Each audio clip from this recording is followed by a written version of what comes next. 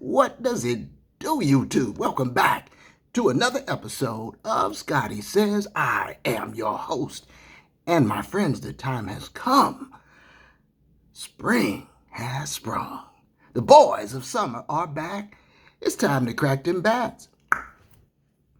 Baseball, I'm talking baseball, has returned. And so this will be my first annual MLB baseball preview episode, Redbirds edition 2022. Yes, man. So, trivia time. What team has won the most National League pennants in baseball history? Okay, just a moment. What team has the most World Series championships in National League history? Okay. Other than the Yankees, what team is the only other team to have double-digit titles, World Series championships? It's the same team, folks. You need a clue? Oh, how about a hint? That's right. It is the St. Louis Cardinals. And baseball really was my first love as a child, and the Cardinals my team.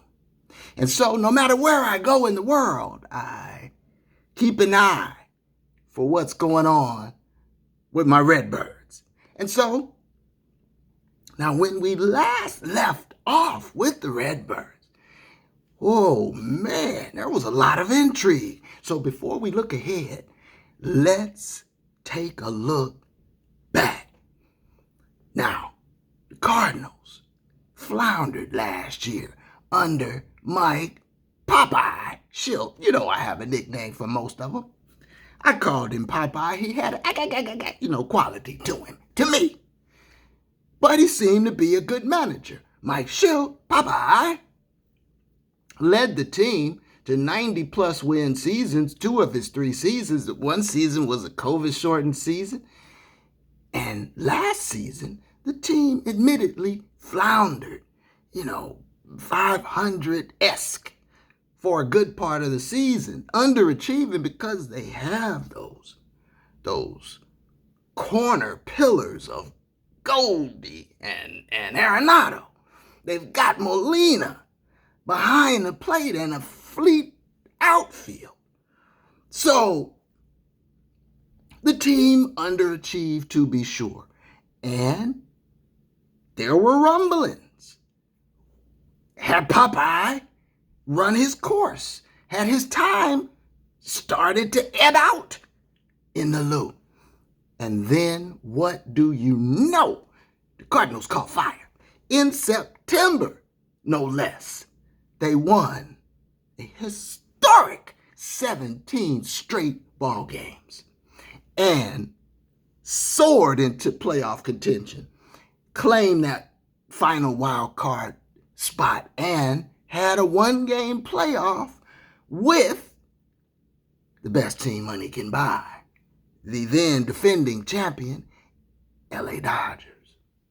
And the Cardinals played them tight, close game going into the 9th inning, and we maybe don't want to remember how it ended. Heartbreak, Reyes on the mound, called in out of the pen, and when Popeye called for Reyes, I had a funny feeling, a sinking feeling, and it panned out to be just that. And the Cardinals were sunk, and the Dodgers moved on.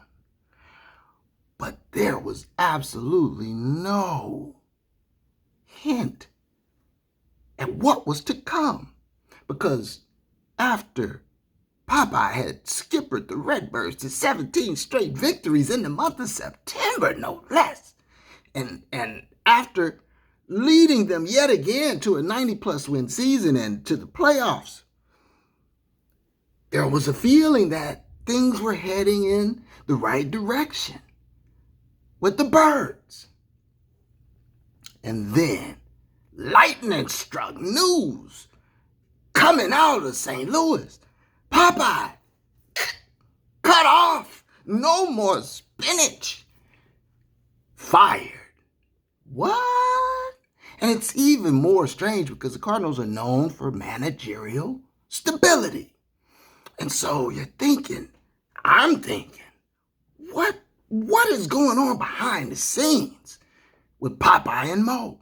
Something had to be happening that was serious behind the scenes. And I wondered, speculated at the time, did it have anything to do with Popeye's insistence on making some adjustments to the lineup? And we're going to get back to that. But Popeye's gone. And what I've noticed the Redbirds do see now is they hire a manager and then they hire a guy. You could call him whatever you want to call him. Assistant skipper, manager in waiting, over-the-shoulder looker. But they put a guy who sits right next to the manager they hired. And that guy in that second seat, the co-pilot seat, that guy is the guy who is going to be manager as soon as the manager has a problem with Mo. And with Matheny,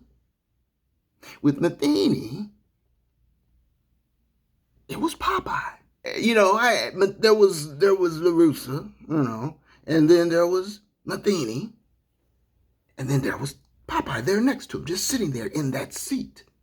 And sure enough, when they cut Matheny loose, Popeye became manager. And then, well, look who's sitting there in that seat next to Popeye. Why, it's Oli Marmol in that seat. And what do you know? Because, see, Marmol is so young, I thought, well, Popeye, he's doing well. Marmol's going to be there for a minute. And the next thing you know, no more spinach for Popeye. And Marmol in that seat is promoted to manager, the youngest manager in baseball. And now there's a new guy in that seat. And who is it? Skip Schumacher, sitting there in that seat right next to Oli Marmol. Don't make a false move, Oli, because now Skip is in that seat. So, what happened? We'll dig a little more into it because they played it very close to the vest. Popeye didn't say much. Mo just gave a vague statement. It was all very quiet. And I thought Popeye, after doing such a good job with the Redbirds, kind of coming from out of obscurity, I thought he'd get hired somewhere, but no job for Popeye. And so, then right after that, why, the Gold Gloves are announced. And what do you know but the Cardinals, they set a record with five Gold Gloves awarded to this defense. And that did not include Molina, who was in one of the rare instances where he did not get a Gold Glove. So if you include Molina, which you so clearly can and should, that's 6 Gold Glovers. 6 out of 8. The only 2 who didn't get one, well, Dylan Carlson was a rookie. He emerged as a rookie. So, and he's looking good. He's on a great trajectory. The only other missing Gold Glove, shortstop. And shortstop, this is a recurring source of concern for me. Shortstop. But let's focus for now on the off season. 5 Gold Gloves. Well, of course, you gotta give Goldie and Arenado Gold Gloves. No problem. That's sort of almost expected, a given. And what do you know but Tommy Edman got himself a Gold Glove. I like Tommy Edman. Congratulations, Tommy Edman. And then these outfielders. Now, I'm going to talk a little bit more about Tyler O'Neill in just a bit, but congratulations, Tyler O'Neill got himself a Gold Glove.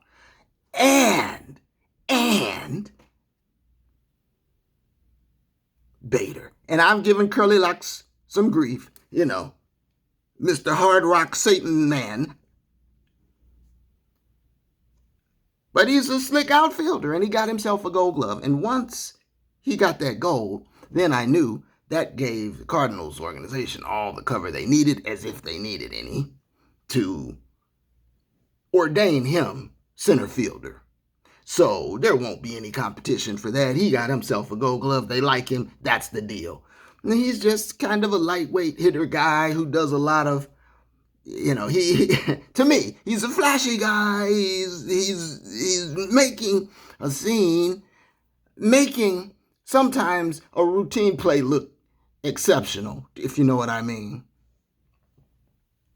But I give him credit. He pulled down that Gold Glove. And so with 5 Gold Glovers around the diamond plus Molina, which you can just count as a 6th, you're in good shape. Dylan Carlson's going to be fine.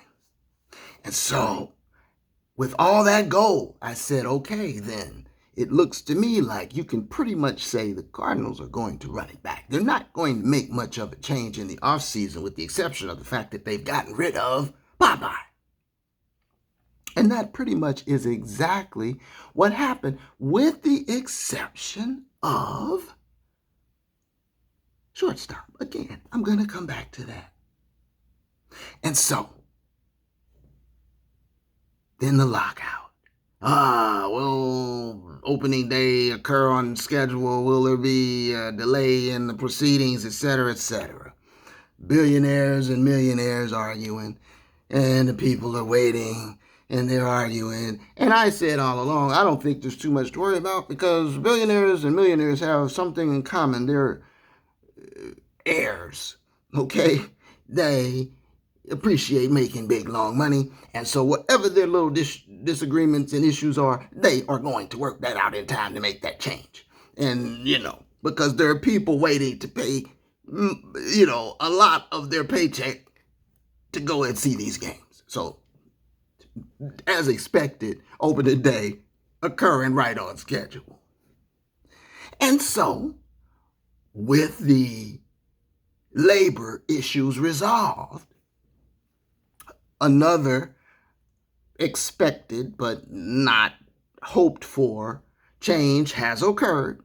The designated hitter is now universal across both leagues. Pitchers no longer hit. And I was the last holdout. I was on the island. I was the purist who said, if you're out there on the field, then you should be able to swing the bat. And I still stand by that. However, I will say that I do see where there are advantages to the DH. And I do not feel like that is an issue worth picking a long-lasting fight with baseball over. And it just very well may grow on me. And one pleasing benefit already of the designated hitter coming to the National League, where I long held out against it, is that it allowed the Cardinals to re-sign Albert Pujols. The Pooh Bear is back. Pujols back in the Lou, where he belongs. And I'm going to tell you what, it's beautiful to see. And, he still has a chance to do some really spectacular things in a Cardinals uniform this year, including with just 21 home runs now. With just 21, he has a chance to reach the 700 club, that lofty plateau where few have ever to tread. The 700 Club. And so, welcome back, Albert Pujols. And I'm hoping that as a DH, he can stay out of harm's way, stay relatively healthy, and bring some of that old magic back. Do that last go round as they've talked about with his homie, Molina. And then the old fella Wainwright. And so it's just, there's a sentimental beauty to it, a symmetry to it, to see all these now older, long in the tooth guys back together again, hopefully, for a beautiful go-round in 2022. So, the Redbirds have a new manager, Ali Marmol. The DH is now in the National League. Albert Pujols, the Pooh Bear, is back. And I believe that the Cardinals can make a deep run. They're always competitive, and that's another beautiful thing about being a Cardinals fan, is every year they are going to be competitive, but I think this year they have a chance to do something really, really special. I'm hoping so anyway. And so, of course, like with any other season, can your frontline players avoid significant injury? That's a given. But with that caveat, we have a new manager, but we've got the Mad Dog, the old pitching coach, still on the scene, Maddox. And so I'm hopeful that the pitching staff will be able to hold up. Wainwright, as I mentioned, Flaherty's been injured, but he's an ace when he's right. The other guys, listen, you just never know with the pitching staff where the strength's going to be. Will it be the starters? Will it be the middle guys, the closers? I just hope that the staff comes together, the pitching staff, in such a way that they complement each other. And I'm hopeful that the offense is going to be bombastic. And so, that being the case, and again, with the DH now, you expect an uptick in offense. It should be an electric year. That's what I'm hoping for anyway. But my biggest question has been at shortstop. Now, here's where the conspiracy theorist in me comes in. The Cardinals shortstop to start the season was Paul DeYoung, and they gave Paul DeYoung a lot of money. And I call him Paulie DeBeek.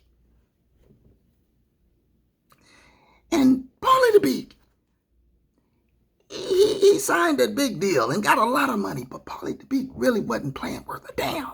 That was the weak spot in my mind. And also in the mind, I believe, of Popeye. And remember, the team floundered now, played 500 ball. And as the season wore on, Popeye saw what I saw. There was a guy on the bench by the name of Sosa. And Sosa can hit. And Sosa brings energy and life. And Sosa is passion. Unlike DeBeek, who seems clinical and dry and methodical. And when he goes into a rut, he just sort of goes into the doldrums and seems like he'd be sort of like an energy drain. But not Sosa. Sosa brought light, energy, life. And the team responded. And Sosa played well. And the team took off. And it was Sosa who was a big part of the team's turnaround at the end and the way the team started to soar. And so what ended up happening was Popeye benched DeBeek for Sosa, and rightly so. And he needed to do it, deservedly so. And I applauded Popeye for doing it because the team had paid DeBeek a lot of money. But Popeye saw what I saw, and he benched him. And that's where he needed to be. And I wonder if it was that contention at shortstop that had something to do with Popeye's ultimate demise as manager of the Redbirds. because the front office likes to call shots. And they say, hey, we've paid this guy, invested in this guy, and we want him to play. And the manager might say, yeah, but I've got a guy who's better and he helps my team win, and I need to win. And there's a tension there, you see. And depending upon how it's handled, if the words aren't said with the proper syntax, context, tone, why, someone might get a little frustrated. Feelings could get upset.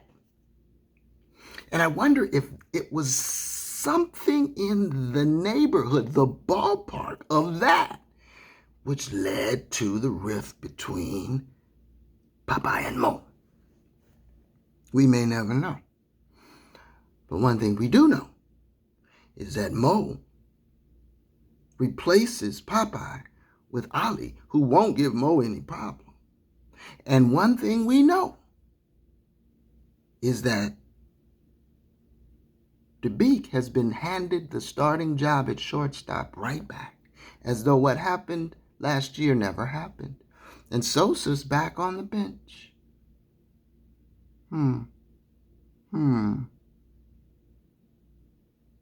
So,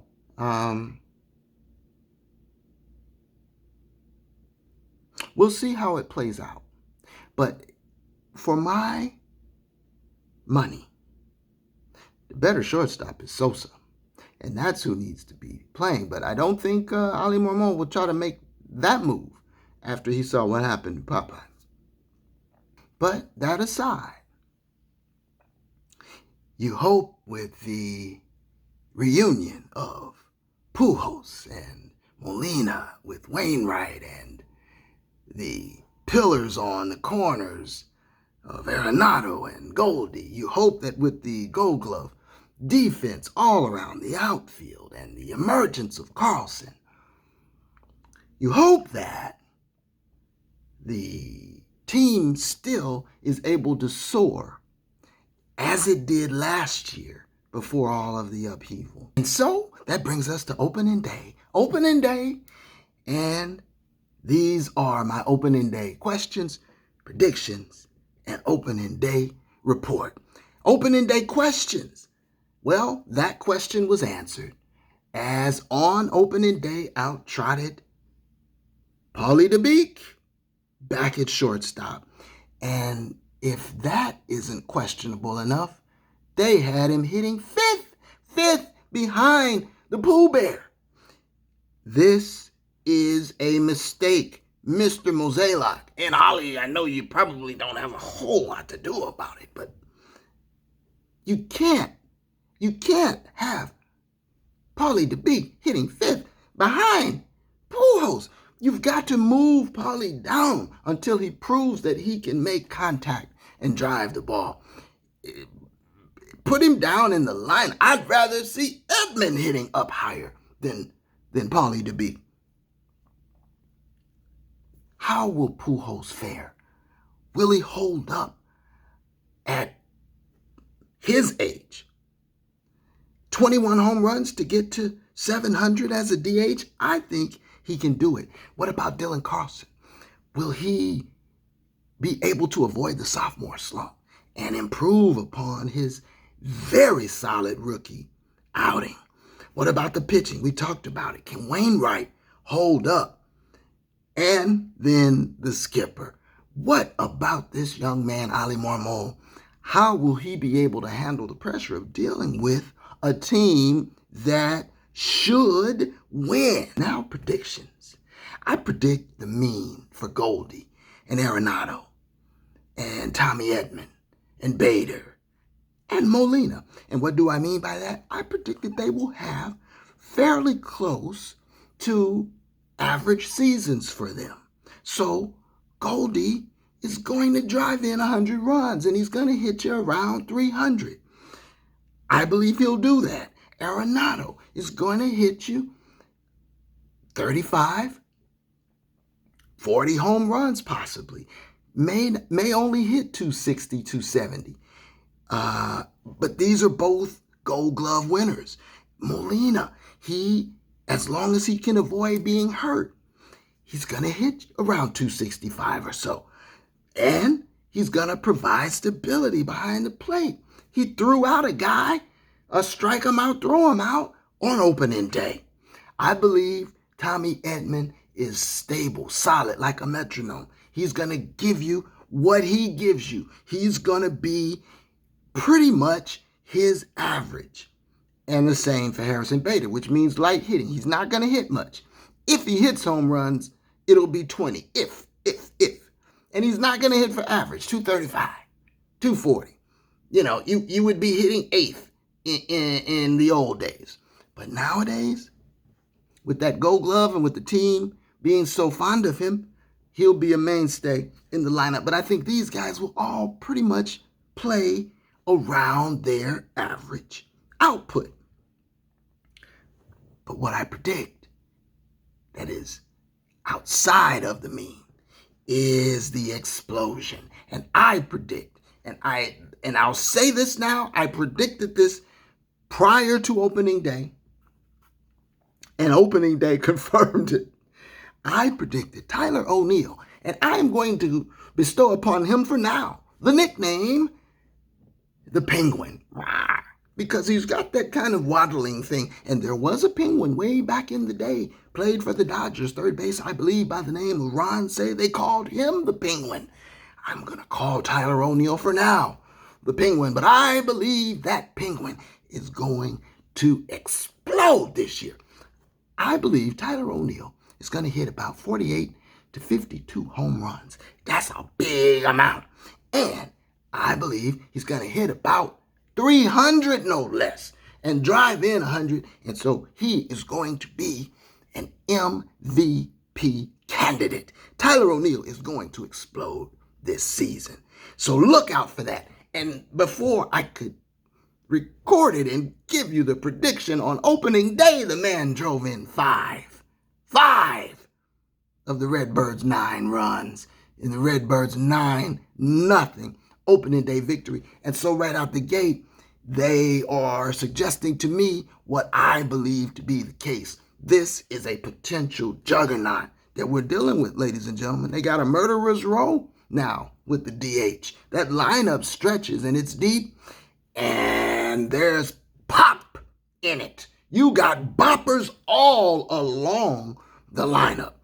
So as long as the pitching holds up, because you know the defense is going to hold up, you've got hitting like that, ladies and gentlemen, my prediction is that the St. Louis Cardinals will win the National League Central. They will win 90-plus games, 90-plus going away. And in the end now, St. Louis is going to have to come face-to-face with the team that eliminated them last year in the playoffs. They are going to have to deal with the best team money can buy, the LA Dodgers. And so I do believe the Cardinals and the Dodgers are going to have to play a 7-game series now to determine who will represent the National League in the World Series in 2022.